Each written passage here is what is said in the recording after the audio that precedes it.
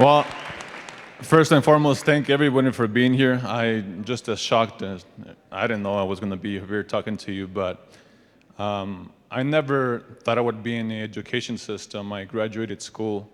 I had a job offer out of town, and my wife didn't want to leave out of town, and we decided to stay home because sometimes we forget that family is very important over financial things, over things that just consume our time. And that's why I'm here teaching, and that's what I enjoy it. I love it. I want to thank all of my district, everyone that was behind us. It was just not me, and I can't take credit for it. Everything, all the nice words that were said about me are all from our team. I want to thank the district for giving us the support that we have to be able to do the things that we have been able to do. But more importantly, I want to thank all of my kids and all of my students, because I can't sit up here and take this award without them. If I don't have children, but if I did, I hope that I could give you the education that I could give my own teenage boy or teenage daughter. So I want to thank all of you. I want to thank all the parents for the support.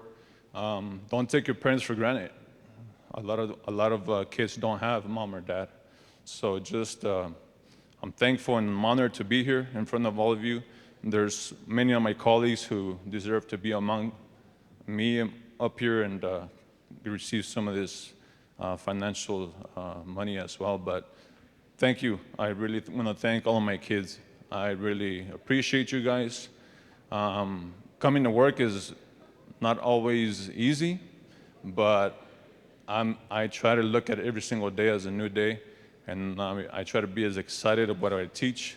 Hopefully it reflects in my students. Hopefully you guys can take something away from whatever I sit up there and sit on boring lectures and give you guys lectures and stuff like that.